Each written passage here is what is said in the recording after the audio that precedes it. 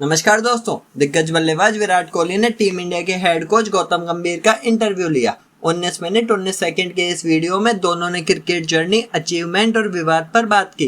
गंभीर ने बताया कि वे नेपियर टेस्ट 2009 की 2.5 दिन तक चली पारी के दौरान हनुमान चालीसा सुन रहे थे।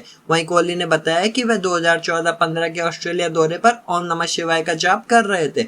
विपक्षी खिलाड़ियों से बहस के सवाल पर गंभीर ने कहा, आप मुझे बेहतर जवाब दे सकते हैं। आईपीएल 2023 में विवाद के बाद गंभीर कोहली के बीच मनमुटाव की खबरें थी।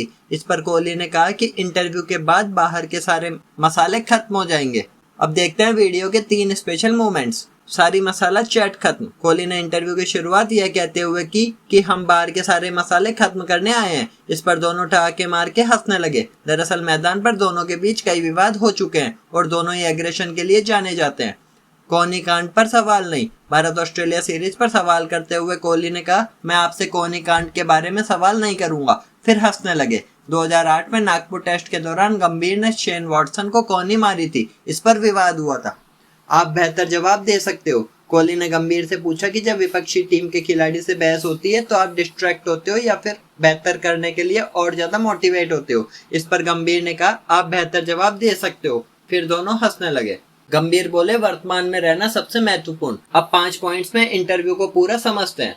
पॉइंट 1, कोहली, कैरियर के दौरान क्या आपने कभी सोचा था कि टीम इंडिया को कोचिंग देंगे? गंभीर, सच तो यह है कि 2 महीने पहले तक भी मैंने टीम इंडिया के कोच बनने के बारे में नहीं सोचा था। आप मुझसे इसके पीछे का कारण पूछे तो मैं कहूंगा कि देश को दूसरी बार रिप्रेजेंट करना आपके लिए सम्मान की बात होती है। उस ड्रेसिंग रूम में वापसी करना खास है जहां आपने बहुत समय बिताया हो या जहां की कुछ शानदार यादें हो। आगे की बात करूं तो बहुत सारी बातें हैं जिनकी ओर आप देख रहे हैं, जैसे champions trophy, T20 world cup और वनडे वर्ल्ड कप। यही वह कारण है जिसकी वजह से मैंने हाँ कहा। मैं इसमें योगदान दे सकता हूँ, खासकर तब जब आपका परिवार छोटा हो और आपको 10 महीने से ज्यादा समय 2 बेटियों से दूर बिताना पड़े तो यह कठिन होता है। जब तक कि आपकी फैमिली आपको सपोर्ट न करे, ऐसे फैसला लेना हमेशा कठिन होता है।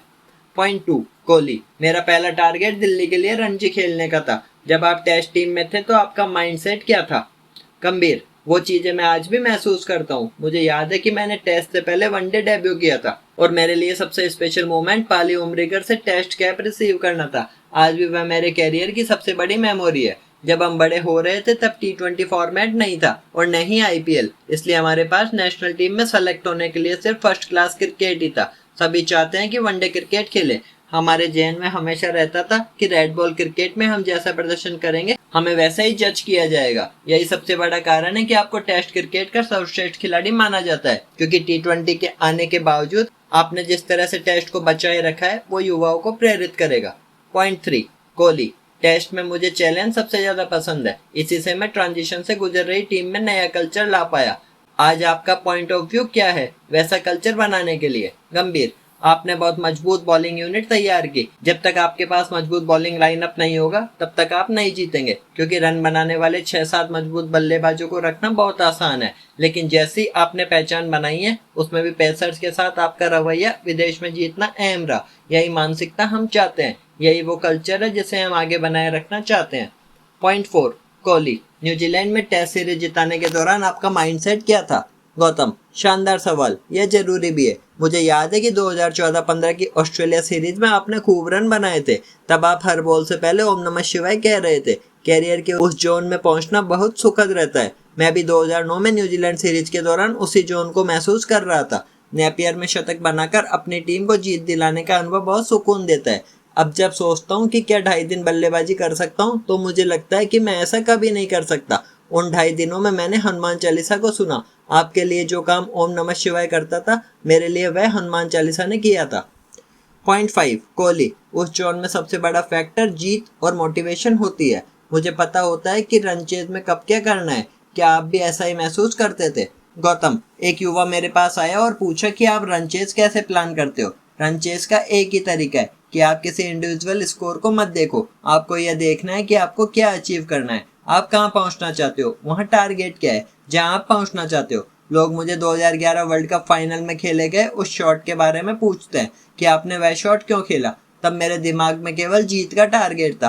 तब मैं यह नहीं सोच रहा था कि सेंचुरी होगी तो कैसे सेलिब्रेट करूंगा। इसलिए मुझे उस शॉट के बारे में ज्यादा खराब महसूस नहीं होता है। लेकिन आउट होने के बाद मुझे महसूस हुआ कि कहीं मैंने श्रीलंका को जीतने का एक मौका तो नहीं दे दिया, इसलिए मैं अपने आप से थोड़ा नाराज था।